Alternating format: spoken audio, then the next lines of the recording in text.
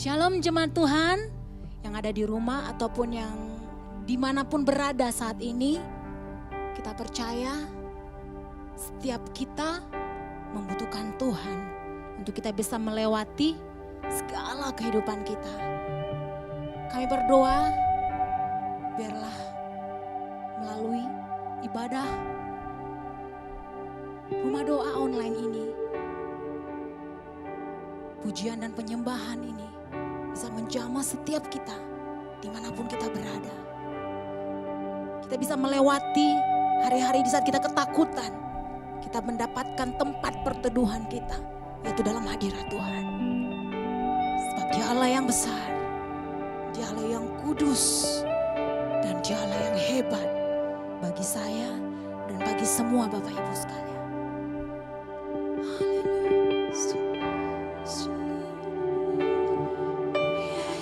Jesus,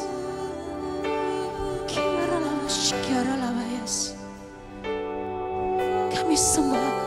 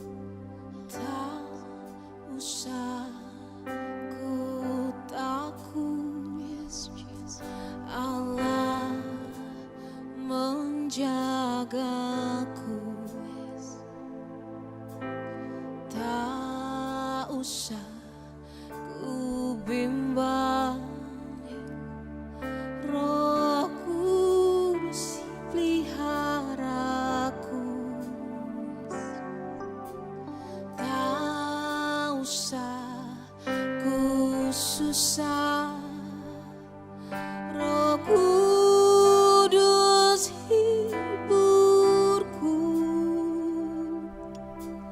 Tak usah ku cemas, Dia memberkatiku. El Shaddai, El Shaddai, Allah Maha Kuasa. Dia besar, Dia besar, El Shaddai mulia, El Shaddai, El Shaddai, Allah Maha Kuasa. Berkatnya melimpah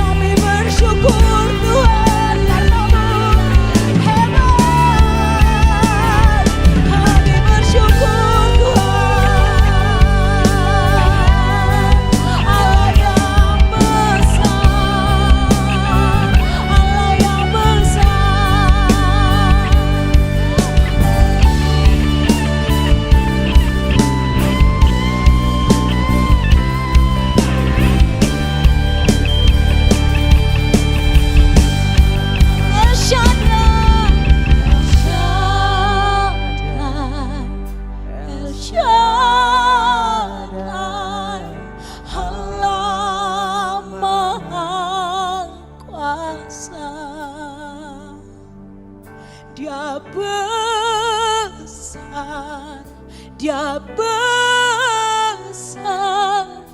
El Shaddai mulia, El Shaddai, El Shaddai, Allah Maha Kuasa. Berkatnya melimpah, El Shaddai, El Shaddai, El Shaddai, El Shaddai, Allah Maha Kuasa. Ya besar, ya besar, El Shaddai mulia,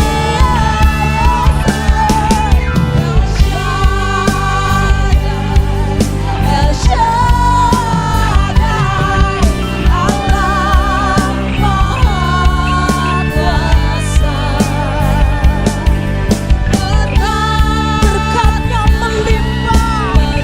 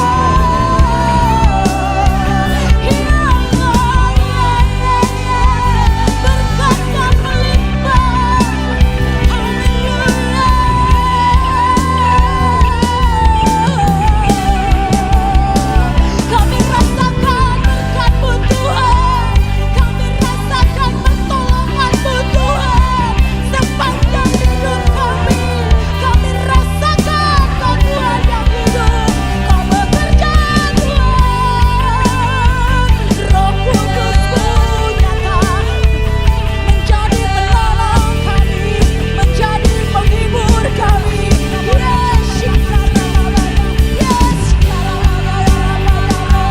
Yes, Jesus, kami rasakan Kau Tuhan, kami rasakan Kau Tuhan, kami perlukan Kau Tuhan.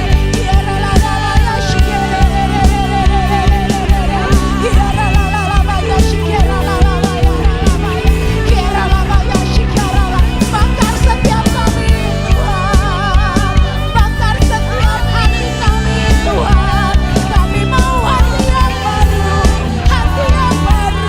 Yes Lord,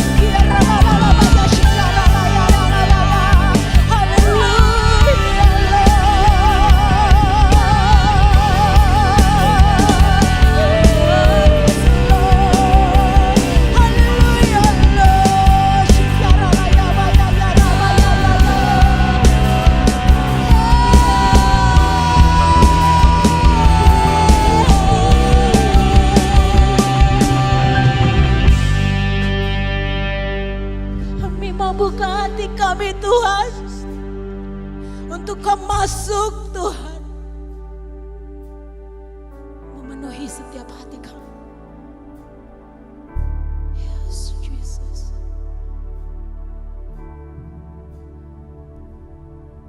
yes Jesus, Holy Spirit, mengalirlah. Yes.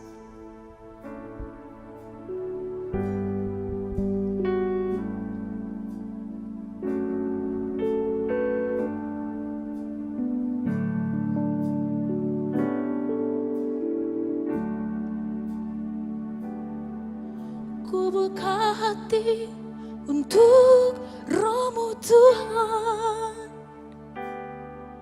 Ku buka hati menyembah-Mu Yesus. Jamahlah kami, penuhi kami dengan kuasa Allah Maha Tinggi. Mari kita rasakan Tuhan sama-sama. Ku buka hati untuk Roh-Mu Tuhan. Ku buka hati menyembah-Mu Yesus. Jamahlah kami, penuhi kami, penuhi kami dengan kuasa Allah Maha. Oh, ku buka hati untuk Roh-Mu Tuhan. Ku buka hati menyembah-Mu Yesus. Jamahlah kami, penuhi kami dengan kuasa Allah Maha. Ku buka hati untuk Roh-Mu Tuhan. Ku buka hati menyembah-Mu Tuhan. Jamahlah kami, penuhi kami dengan kuasa Allah Maha. Mari kita lebih lagi katakan kepada Tuhan. Ku buka hati untuk Roh-Mu Tuhan. Ku buka hati menyembah-Mu Yesus. Jamahlah kami, penuhi kami dengan kuasa Allah Maha. Ku buka hati untuk Roh-Mu Tuhan. Ku buka kami menyembah-Mu Tuhan. Jamahlah kami, penuhi kami dengan kuasa Allah Maha. Ku buka hati untuk Roh-Mu Tuhan. Haleluya Lord. Ku buka hati menyembah-Mu Yesus. We worship you Jesus. Jamahlah kami, penuhi kami dengan kuasa Allah Maha Tinggi. Ku buka hati ini, ku buka hati untuk Roh-Mu Tuhan. Ku buka hati menyembah-Mu Yesus. Jamahlah kami, penuhi kami dengan kuasa Allah Maha Tinggi. Oh, ku buka hati untuk Roh-Mu Tuhan.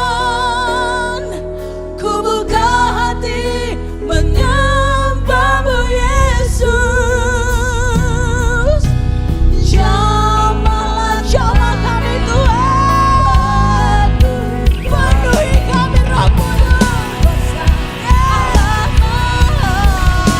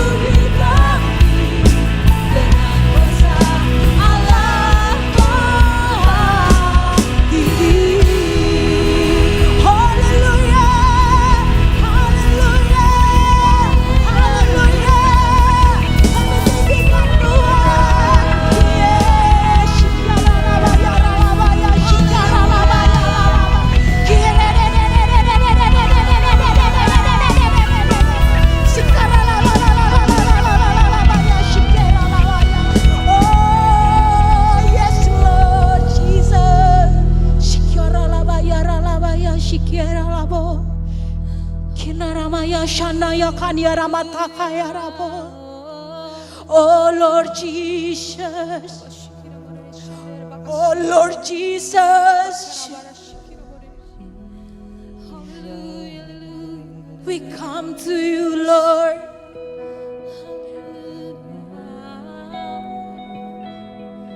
Kami datang Tuhan, lebih lagi, lebih dalam lagi ke tempat kudus-Mu Tuhan, lebih dalam lagi menghampiri-Mu. Oh,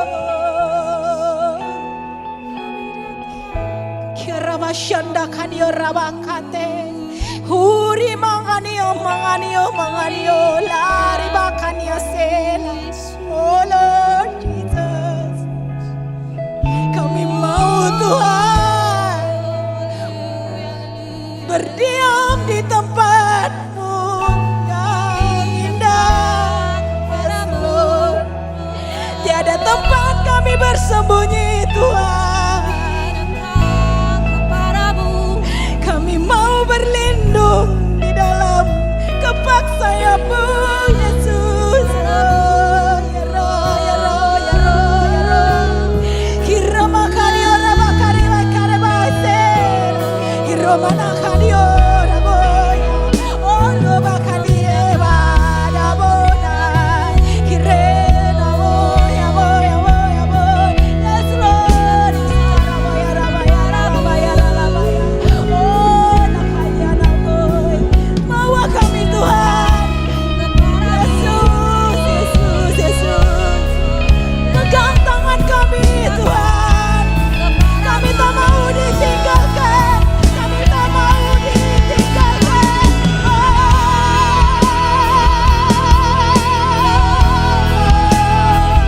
Ya Rabbi, ya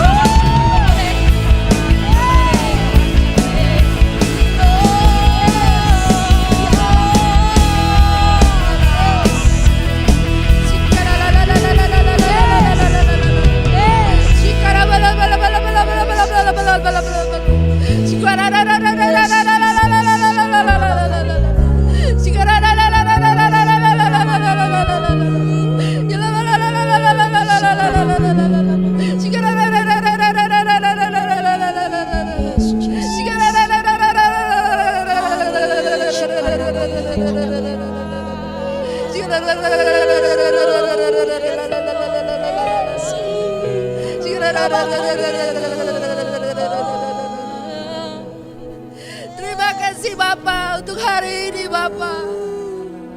Kami mengucap syukur Tuhan.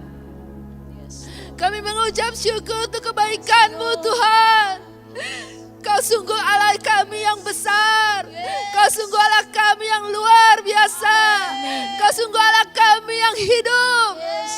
Tuhan, bangkitkan setiap roh-roh yang tidak berkenan kepadamu ya Tuhan. Bangkitkan generasi Yeremia ya Tuhan. Bangkitkan setiap tulang-tulang yang kering ya Bapa. Kami mohon kepadamu Tuhan. Kau jamah setiap para penonton di rumah-rumah ya Tuhan. Di rumah-rumah, di rumah sakit, di desa-desa, di kota-kota ya Bapa. Kau jamah mereka Tuhan. Jangan ada yang terlewati ya Bapa. Kesembuhan boleh terjadi saat ini. Kelepasan boleh terjadi Tuhan. Ya Tuhan, kami percaya Tuhan, Kau berkuasa atas bangsa kami Tuhan. Kau yang menjamah, Kau yang menyembuhkan. Kami bawa doa terobosan ini Tuhan hanya ke dalam tangan-Mu Tuhan. Kami yakin Tuhan, Kau berkuasa atas doa kami ya Bapa. Tuhan, sembuhkanlah mereka Tuhan. Sembuhkan Tuhan setiap mereka yang sakit penyakit karena COVID Tuhan. Mereka yang sakit karena sakit kanker ataupun tumor Tuhan. Mereka yang sakit jantung Tuhan. Mereka yang stroke Tuhan jamah, Tuhan lawat. Jangan ada yang terlewati ya Bapa. Kami percaya Tuhan, kuasa-Mu mengalir atas mereka yang menyaksikan acara ini Bapa. Haleluya. Terpujilah nama-Mu Tuhan. Terpujilah. Terpujilah kuasa-Mu sampai selama-lamanya ya Bapa. Terima kasih Tuhan Yesus, terima kasih. Haleluya, haleluya. Amin.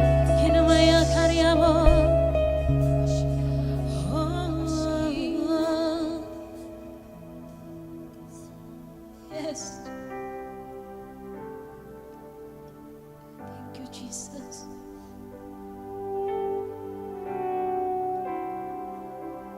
Bawa kami lebih lagi. More and more deep in you Jesus. Oh, Holy Spirit, lead me. Yes, Jesus. Spirit leads me to the water, pestle doves and wild fears. Yes, I come to you, walk on the water.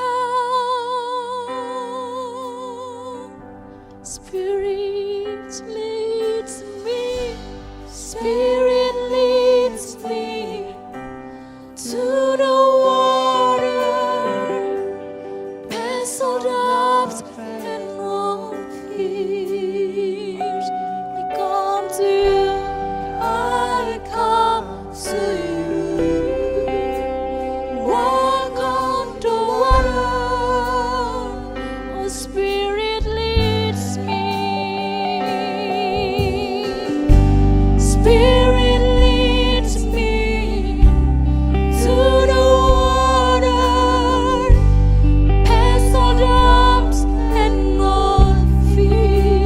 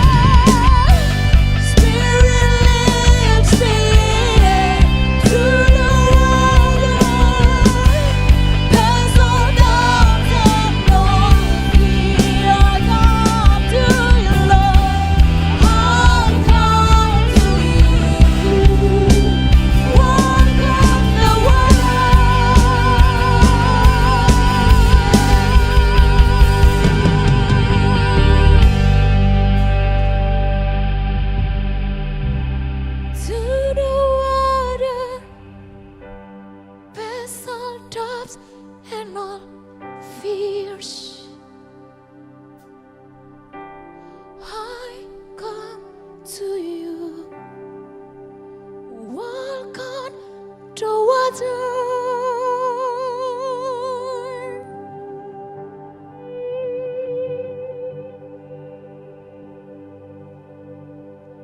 Lord. Thank you, Jesus.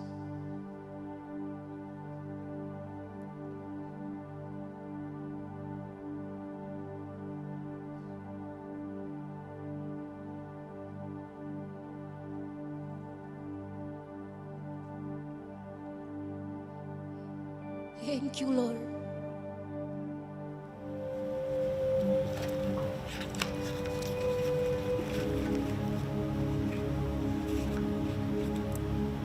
Shalom semuanya. Bersyukur bahwa Tuhan menyertai kita semua sampai hari ini. Amin. Kita diberi kekuatan, diberi kesehatan, bahkan kita diberi kesempatan untuk datang mendengarkan firman-Nya. Itu semua karena kebaikan dan kemurahan hati Tuhan buat kita semua. Nah, hari ini saya akan membagikan firman Tuhan yang saya ambil dari Matius 14 ayat 13 sampai 21. Demikian firman Tuhan, saya akan bacakan. Setelah Yesus mendengar berita itu, menyingkirlah ia dari situ. Jadi setelah Yesus mendengar berita itu, menyingkirlah ia dari situ dan hendak mengasingkan diri dengan perahu ke tempat yang sunyi. Tetapi orang banyak mendengarnya dari jauh dan mengikuti dengan mengambil jalan darat dari kota-kota mereka. Setelah Yesus mendengar berita apa, Bapak Ibu? Kita harus tahu bahwa saat itu Yesus sedang berkhotbah, sedang mengajar kepada banyak orang. Nah, setelah dia mendengar berita itu, apa berita itu? Nah, kita harus lihat di ayat 12-nya. Demikian firman Tuhan. Ayat 12. Kemudian datanglah murid-murid Yohanes Pembaptis, mengambil mayatnya dan menguburkannya. Lalu pergilah mereka memberitahukannya kepada Yesus. Nah, jadi dari sini kita tahu berita apa yang didengar oleh Yesus sehingga dia ingin menyingkir dari situ dan hendak pergi ke tempat-tempat yang sunyi. Padahal di saat itu dia sedang mengajar kepada banyak orang. Dia sedang melayani, Bapak Ibu. Tetapi ketika dia mendengar berita tentang kematiannya dari Yohanes Pembaptis, konsentrasinya terganggu, pikirannya terpecah belah, sehingga dia memutuskan untuk cepat-cepat menyingkir dari tempat dia mengajar dan pergi ke tempat-tempat yang sunyi. Kenapa bisa demikian, Bapak Ibu? Karena Yohanes Pembaptis, mungkin banyak dari kita sudah tahu, Yohanes Pembaptis adalah saudara sepupunya Tuhan Yesus. Orang yang sangat dicintai oleh Tuhan Yesus, orang yang dekat dengan Tuhan Yesus. Bahkan Yohanes Pembaptis adalah orang yang membuka jalan bagi Yesus. Dia selalu memberitakan, bertobatlah, bertobatlah, sebab kerajaan surga sudah dekat. Dia begitu mengagungkan, begitu menghormati Yesus, sampai dia bilang, dia yang lebih besar daripada aku. Untuk membuka kasutnya saja, aku tidak layak. Jadi ini adalah Yohanes Pembaptis, orang yang sangat-sangat dekat di hati Yesus, sangat-sangat dia cintai, dan sangat-sangat diperhatikan oleh Yesus. Sehingga kematiannya itu membuat Yesus bersedih hati, membuat Yesus berduka cita, meratapi kepergian dari Yohanes Pembaptis ini. Sehingga dia ingin menyingkir ke satu tempat yang sunyi. Dan saya percaya di situ dia tujuannya untuk menenangkan dirinya, mungkin untuk menghibur dirinya. Hatinya sedang galau, hatinya sedang risau, pikirannya lagi kacau, terganggu konsentrasinya. Karena dia begitu mengasihi Yohanes Pembaptis.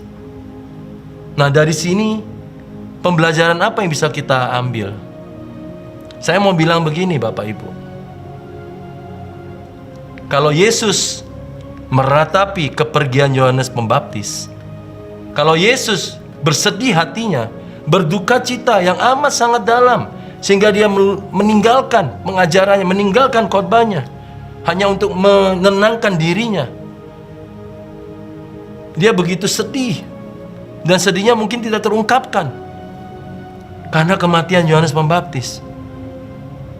Nah, kalau dia bersedih hati karena Yohanes Pembaptis, saya percaya kalau kita sebagai anak-anaknya, kalau kita mati, di sini saya bilang mati secara rohani, bukan mati secara jasmani ya. Yesus pun akan meratapi kematiannya kita. Yesus pun akan bersedih hati karena kematiannya kita. Yesus akan berduka cita yang amat sangat dalam, Bapak Ibu, karena melihat anak-anaknya yang dia cintai. Kita adalah Yohanes Pembaptisnya di akhir zaman ini, Bapak Ibu. Oleh sebab itu saya mau bilang, kalau kita mati secara rohani, mati dalam rumah tanggamu, mati dalam usahamu mungkin, mati di dalam kesehatan, atau mati di dalam pelayanan, mati di dalam kehidupanmu pribadi, saya mau bilang, Yesus pasti berduka cita melihat keadaan kita seperti itu. Tuhan tidak mau kita mati. Tuhan mau kita hidup. Oleh sebab itu dia berkata, pencuri, yaitu si jahat, datang untuk mencuri, membunuh, dan membinasakan kita. Tetapi aku datang, kata Yesus, untuk memberi kepadamu hidup, dan hidup di dalam segala kelimpahan. Berarti Tuhan gak mau kita mati. Tuhan gak suka melihat kita anak-anaknya mati. Tuhan gak mau kita anak-anaknya mati. Tuhan mau kita hidup. Tuhan mau kita diberkati. Tuhan mau kita melihat sesuatu yang luar biasa dalam kehidupan kita. Amin, Bapak Ibu. Nah, jadi hari ini saya mau mengambil dari firman ini hal-hal apa yang bisa kita pelajari supaya kita nggak mati secara rohani, dan kita harus bangkit dari mati itu. Dan itulah yang menjadi tema khotbah saya hari ini, bangkit dari mati. Anak-anak Tuhan, kita semua orang-orang yang dicintai oleh Tuhan, dia sudah berkorban untuk kita supaya kita tidak mati, melainkan kita hidup dalam segala kelimpahan. Iblis inginkan kita mati. Mereka sangat menyukai kalau kita mati. Bahkan mereka berharap kita selalu mati. Setiap hari mati. Setiap saat mati. Usahamu mati. Rumah tanggamu mati. Suami istri selalu cekcok. Tidak pernah ada kedamaian. Tidak pernah ada kerukunan. Tidak ada kata kebersamaan. Usahamu mati. Apa yang kau kerjakan selalu gagal. Ditipu orang sana sini. Tidak pernah berhasil, tidak pernah beruntung. Apa yang diperbuat oleh kita selalu gagal. Tidak pernah melihat keberhasilan. Atau kesehatanmu hari-hari ini sedang mati. Sakit. Sakitnya nggak jelas. Atau sakit sudah lama, diobati tidak kunjung sembuh. Pergi ke dokter mana saja tidak sembuh-sembuh. Sakit. Atau juga kita sedang mati dalam ekonomi, dalam keuangan kita. Pengeluaran jauh lebih besar daripada penghasilan. Apa yang kita belanjakan jauh lebih banyak daripada apa yang kita masuk. Ekonomi kita lagi mati. Keuangan kita lagi dibikin mati. Nah, iblis sangat suka kalau melihat anak-anak Tuhan dalam keadaan mati seperti itu. Iblis tidak bisa mencuri rencana Tuhan dari kehidupan kita. Karena rencana Tuhan milik Tuhan. Tidak bisa dia curi. Dan tidak ada satupun yang bisa mencuri dari kehidupan kita. Tetapi ini akan selalu dilakukan oleh si jahat. Dia akan selalu menghalangi kita, menghambat perjalanan kita. Sehingga apa akhirnya? Di tengah-tengah jalan kita mati. Di tengah-tengah jalan kita putus asa. Di tengah-tengah jalan kita tawar hati. Di tengah-tengah jalan kita melupakan Tuhan, menyimpang ke kanan dan ke kiri, sehingga akhirnya kehidupan kita menjadi rusak dan akhirnya mati, binasa. Tetapi sekali lagi saya mau ingatkan, ada kabar baik hari ini. ada good news. Berita yang mengembirakan, Bapak Ibu. Tuhan Yesus mau kita hidup, tidak mati. Kita harus hidup, rumah tanggamu harus hidup. Usahamu harus hidup kembali. Pelayananmu harus hidup kembali. Kesehatanmu harus pulih, harus disembuhkan. Apa saja yang kau rencanakan harus hidup, tidak boleh mati. Nah, hari ini kita akan belajar. Ada 3 hal yang akan saya bagikan dari perikop ini, dari contoh dan teladan dari Yesus sendiri. Apa sih yang harus kita perbuat supaya kita ini tidak mengalami yang namanya mati rohani? Mati. Tapi kita bangkit dari mati. Bangkit dari mati. Bangkit dari mati. Karena firman Tuhan di kitab Roma dikatakan demikian. Roh yang membangkitkan Dia, Yesus Tuhan kita, pada hari ketiga itu juga ada bersama dengan kita. Amin. Berarti kematian bukan milik kita. Kebangkitanlah menjadi milik kita. Oleh sebab itu kita harus bangkit dari kematian. Dari segala kematian, dari apapun macam kematian, kita harus bangkit. Sehingga dengan kebangkitan itu, bukan saja hidup kita akan diberkati, tetapi kita juga akan memuliakan nama Tuhan. Karena orang luar akan melihat bahwa kita sebagai anak-anak Tuhan, sungguh hidup kita tidak mengalami kematian, tetapi justru mengalami kebangkitan dan kehidupan yang berlimpah-limpah. Nah, pelajaran pertama Bapak Ibu, bagaimana supaya kita tidak mati rohani, kita bangkit dari kematian. Yang pertama, saya mau ambil saya akan bacakan dulu ya perikop ini. Ayat 14 saya lanjutkan. Ketika Yesus mendarat, Ia melihat orang banyak yang besar jumlahnya. Maka tergeraklah hatinya oleh belas kasihan kepada mereka, dan Ia menyembuhkan mereka yang sakit. Menjelang malam, murid-muridnya datang kepadanya dan berkata, "Tempat ini sunyi dan hari sudah mulai malam. Suruhlah orang banyak itu pergi, supaya mereka dapat membeli makanan di desa-desa." Tetapi Yesus berkata kepada mereka, "Tidak perlu mereka pergi. Kamu harus memberi mereka makan." Ayat ke-16 saya ulangi. Tetapi Yesus berkata kepada mereka, "Tidak perlu mereka pergi. Kamu harus memberi mereka makan." Kamu harus memberi mereka makan. Jadi murid-murid Tuhan semuanya pada panik. Semuanya pada bilang, "Mati deh. Hari sudah malam." Mereka belum pergi. Mereka masih setia mendengarkan pengajaran khotbah dari Yesus. Mati loh. Kita nggak punya duit. Bagaimana kita mau beli nasi kotak atau nasi bungkus? Mati loh. Kita nggak bisa kasih mereka makan. Mati. Mati. Nggak ada warung, nggak ada desa, nggak ada tempat yang menjual makanan. Mati. Bagaimana kita bisa melayani begitu banyak orang, sedangkan kita nggak punya apa-apa? Mati. Di pikiran para murid, mati. Tapi Yesus bilang, tidak. Karena muridnya bilang, "Usir mereka." Maksudnya,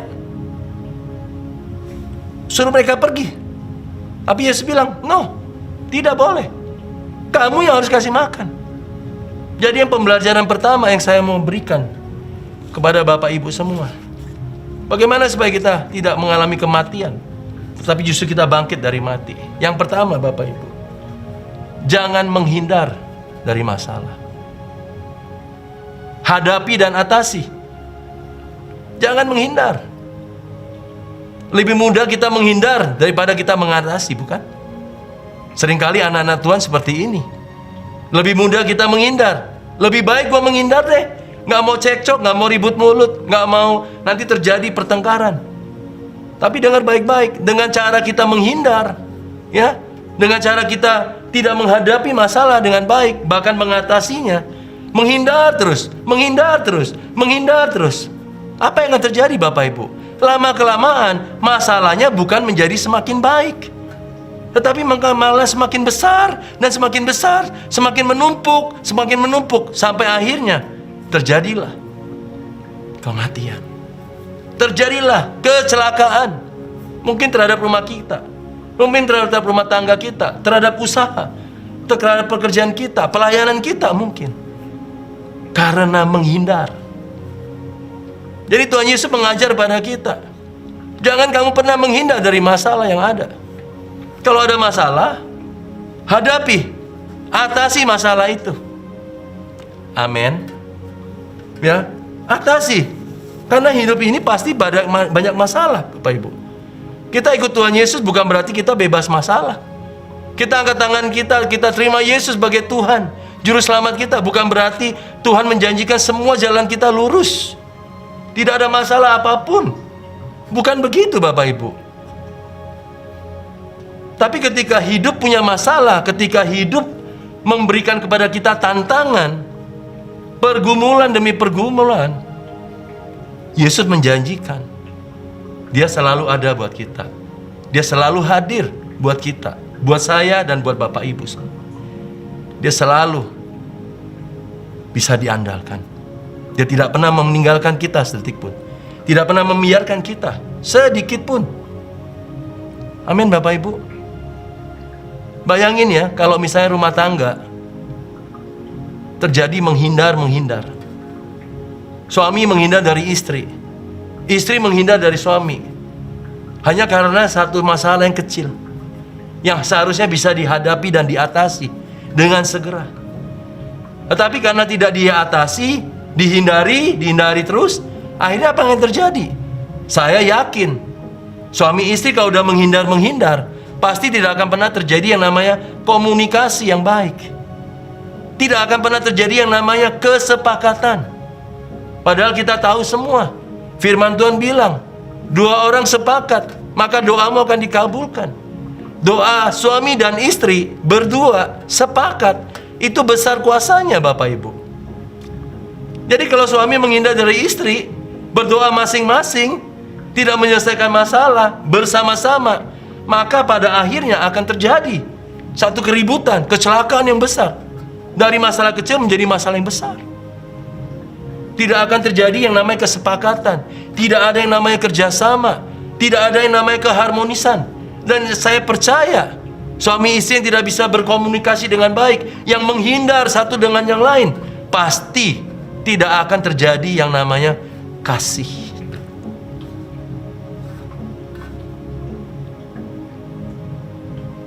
Coba bayangkan juga Bapak Ibu, kalau misalkan dalam kerjaan, dalam usaha, kita selalu punya pola pikir menghindar dari kegagalan.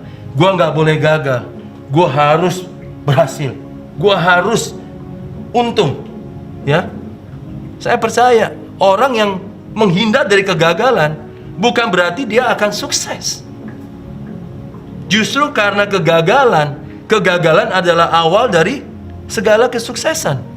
Tidak ada seorang pun yang bisa sukses dan maju kalau tidak pernah mengalami kegagalan.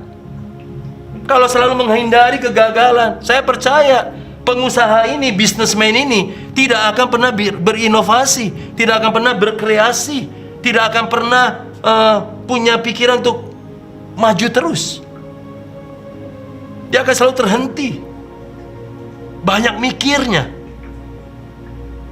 Sedangkan dalam keputusan bisnis, dalam keputusan usaha, seringkali kita dibutuhkan untuk kita mengambil keputusan yang tepat dengan cepat di situasi yang tepat juga.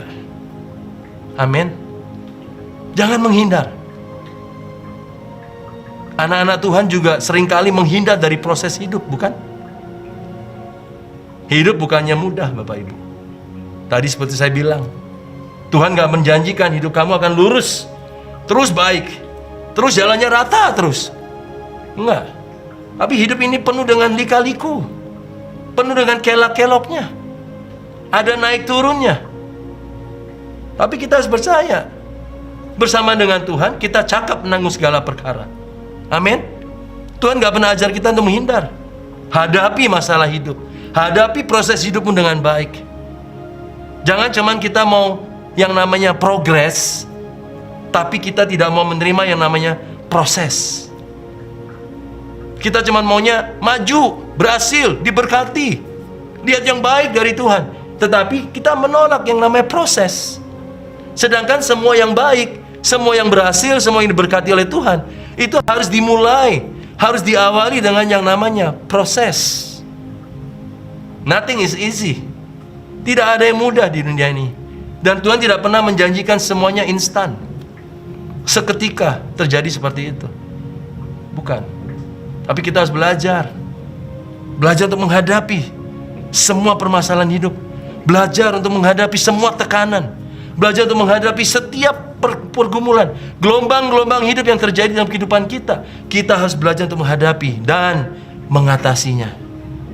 Sehingga kita seperti firman katakan, bersama dengan Yesus, aku cakap menanggung segala perkara. Amin. Jadi itu yang pertama, Bapak Ibu. Bangkit dari kematian.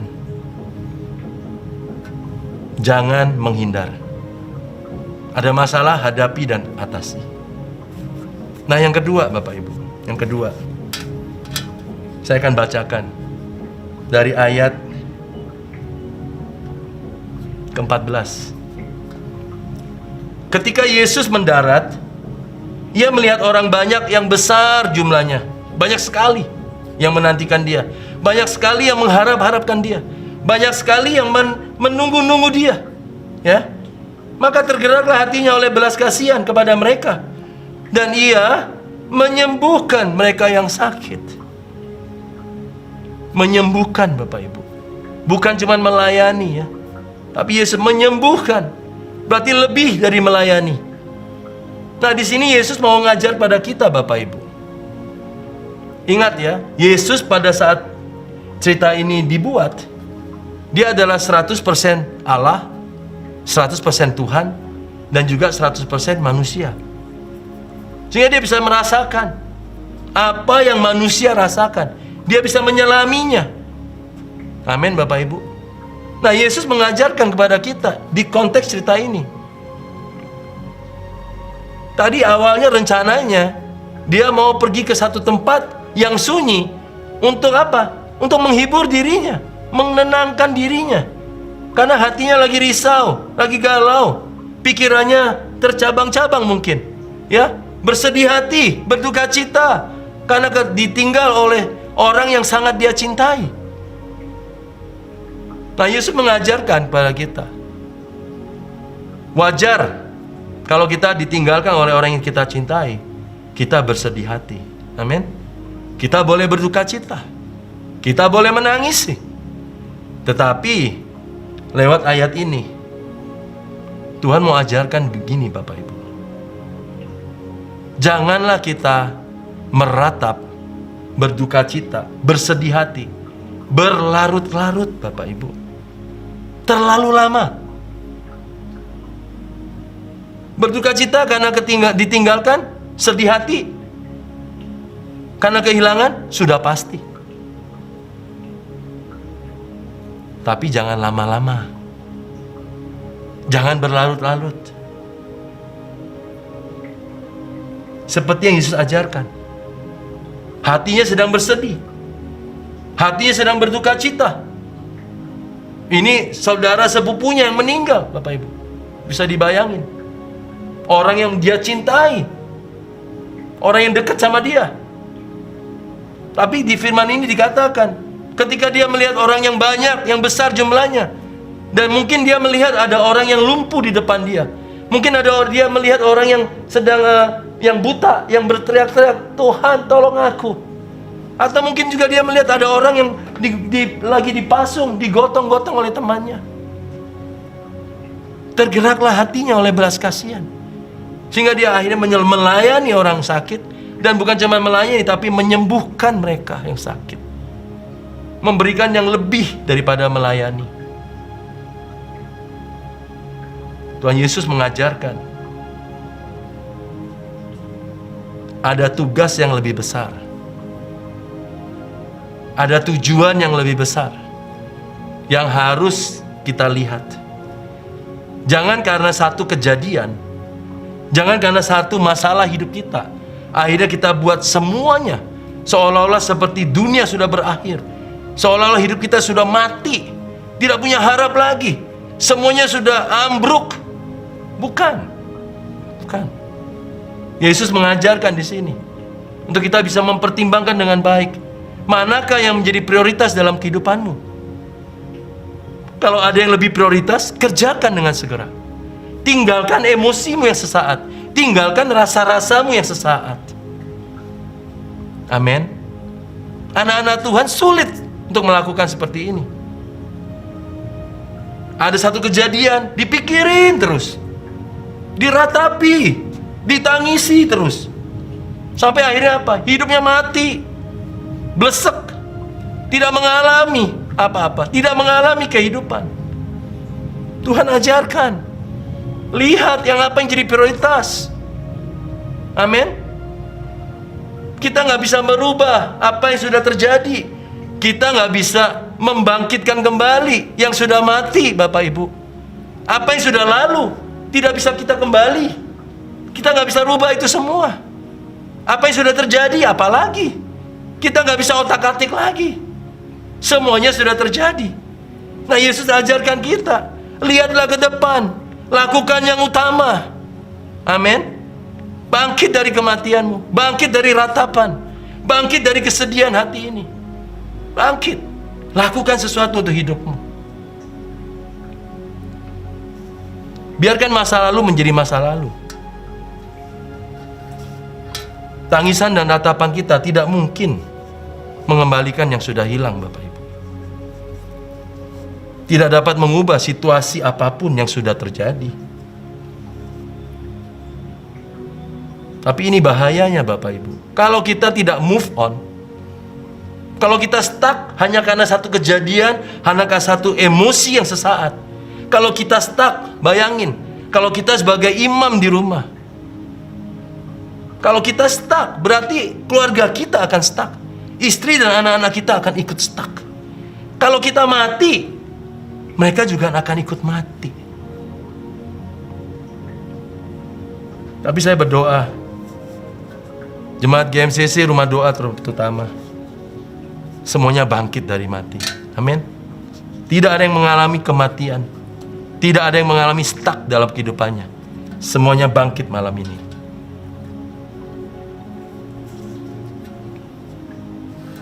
Lalu yang ketiga, Bapak Ibu. Jadi yang pertama, jangan menghindar dari masalah. Yang kedua, pertimbangkan dengan baik apa yang jadi prioritas dalam kehidupanmu. Yang lalu biarkan berlalu. Izinkan berlalu.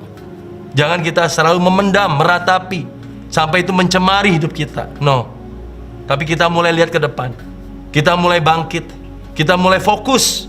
Kita mulai miliki tujuan hidup yang baru. Amin. Bangkit dari mati.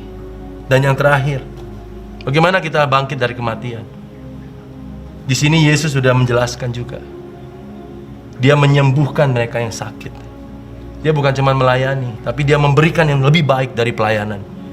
Dia melakukannya all out, Bapak Ibu. Berarti yang ketiga, bangkit dari kematian, kita harus tetap dan terus melayani Tuhan sampai dengan kemaksimalan. Nah, tentang hal ini saya mau bersaksi tentang apa yang saya alami. Karena saya pernah mengalami yang namanya mati, Bapak Ibu. Ya, saya pernah mengalami ini. Mati ekonomi. Sampai saya ingat, Bapak Ibu, untuk beli susu anak saya saja, ya, kita harus korek-korek uang dari simpanan.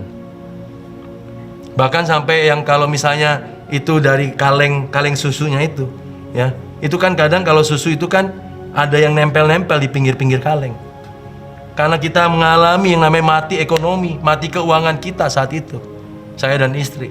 Sampai akhirnya saya malam-malam saya korek-korek tuh sisa-sisa susu yang nempel di kaleng-kaleng itu. Saya bayangin, Bapak Ibu, mati ekonomi kita pada saat itu. Dan juga pada saat yang bersamaan, saya juga mati secara apa? Kesehatan. Kesehatan saya lagi gak baik. Badan saya menciut, kurus, Bapak Ibu. Tadinya saya pikir hanya stres biasa. Tapi setelah saya dicek, ternyata saya mengalami yang namanya diabetes. Setelah dicek, diabetes saya 550, Bapak Ibu. Bayangin. Tapi hari itu saya nggak ngerti diabetes 550 itu apa. Karena saya merasa saya pokoknya saya nggak mati gitu loh. Tapi ternyata setelah saya cerita ke satu orang jemaat UMAS, namanya Pak Yohanes, umur 76 tahun. Saya cerita sama dia waktu saya jemput dia. Dia bilang begini, apa? Tony diabetes, gula 550. Untung nggak mati kamu, Tony. Hah? Saya bilang, kenapa mati? Iya, tahu nggak? 250 aja orang udah keliengan. Kamu 550, kami nggak mati-mati. Tapi saya percaya itu karena cinta kasih, anugerah dari Tuhan. Amin. Saya mati secara ekonomi, saya mati secara kesehatan. Tapi Tuhan nggak izinkan saya mati. Tuhan mau saya belajar dari kematian saya itu. Mati dalam apa lagi? Dalam pemikiran, pola pikir. Udah nggak bisa mikir, Bapak Ibu. Mikirnya selalu mengasihani diri sendiri, self pity. Kenapa aku, Tuhan? Kenapa harus terjadi ini sama aku? Kenapa? Why? Mengapa? Kok nggak selesai-selesai? Padahal aku udah melayani Tuhan. Tapi Tuhan nggak pernah jawab loh, Bapak Ibu, pertanyaan saya ini. Justru apa yang Tuhan lakukan, Bapak Ibu? Di saat saya dalam titik yang paling rendah, ya, mati titik, ya, tekanan hidup, pola pikir, kesehatan, keuangan mati semuanya, ya. Bahkan pekerjaan saya juga mati saat itu, Bapak Ibu, ya. Tapi ini yang Tuhan lakukan. Setiap kali saya bilang, Tuhan, aku mau angkat tangan, nyerah hatinya, give up. Tahu nggak apa yang Tuhan lakukan, Bapak Ibu? Setiap kali saya udah bilang begitu, mau nyerah, angkat tangan, saya nangis, saya turunkan tangan, ada aja tuh, itu ada telepon masuk. Pak Tony, boleh nggak minta tolong, Pak? Saya minta doanya dong, Pak.